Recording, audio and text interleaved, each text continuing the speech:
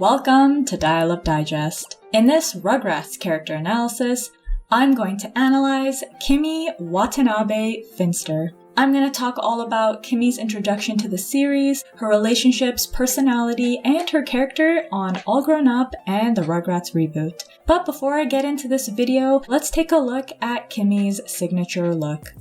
Kimi had wild blue hair that was split into 3 pigtails. She wore a yellow dress with a picture of a purple cat, a pink t-shirt underneath, and pointed purple boots. Kimi was introduced to the Rugrats during Rugrats in Paris, the movie. So, Kimi, do you and your mommy and daddy live in Reptile Land? Not exactly. It's just me and my mommy, and we live in Paris. During the movie, Chaz and Kira fell in love and got married in Paris. Kimi and her family then moved to America and became regular characters on the show. Do you want something to eat, Chucky? No. Kimi's addition to the crew made Chucky a big brother. Chucky took on his new role very seriously and tried to be the best big brother he could be. Chihuahua? But you can't sleep without him.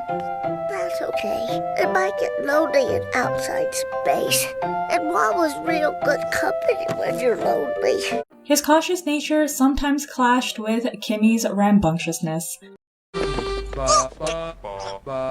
just love my new big brother. You're not bad yourself, Kimi. Now would you let go of my hand, please? You're crunching my glasses. All in all, while the two weren't biological siblings, they quickly developed a close bond that we also saw continue into the show's spin-off, All Grown Up. In line with her personality as a baby, in All Grown Up, Kimi grew to become a curious, free-spirited preteen. She was drawn to things that were different from the mainstream, like alternative music and fashion. Oh, hi, sweetheart. What do you think?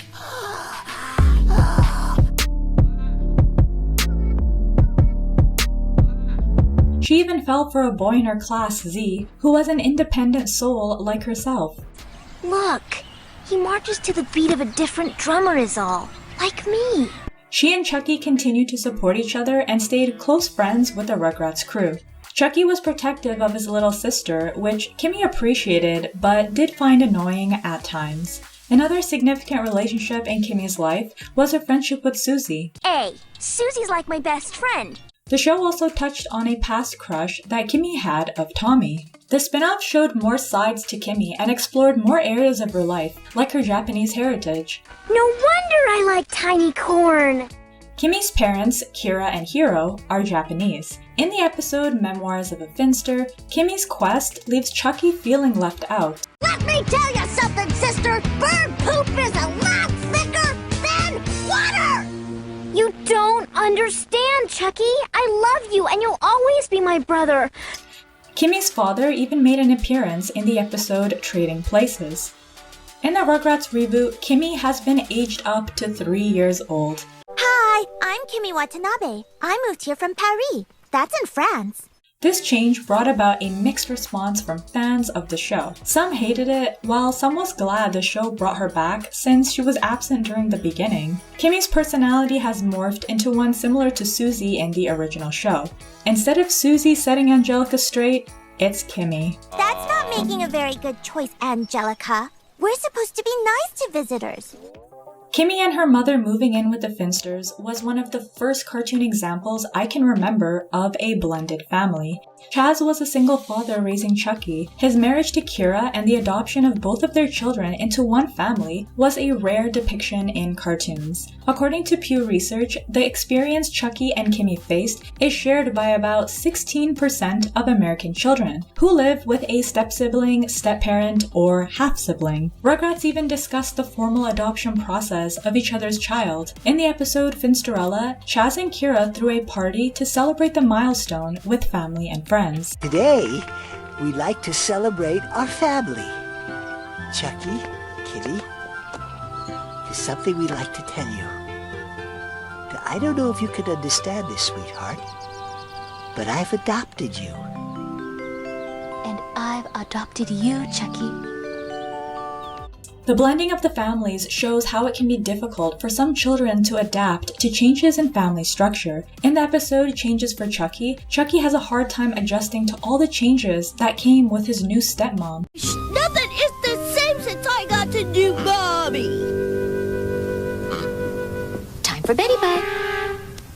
In contrast, Kimi didn't seem fazed by it at all.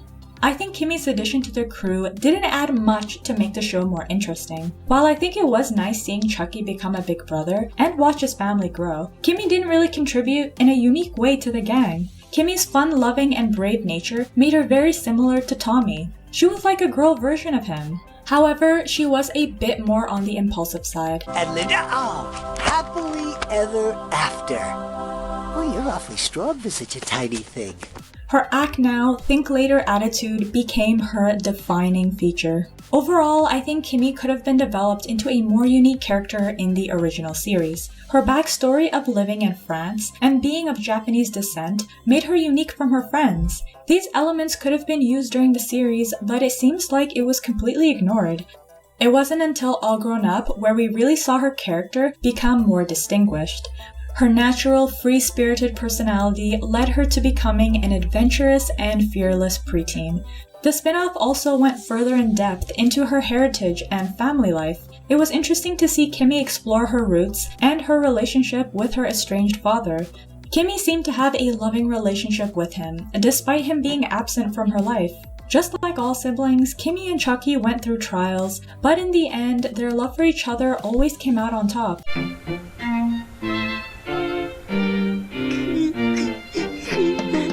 Forget the pools, dude. Follow your heart. What do you think of Kimi Watanabe-Finster? What was your favorite Kimi moment? Let me know in the comments down below. If you liked this video, be sure to give it a thumbs up and subscribe for more. Until next time, my friends, dialing out.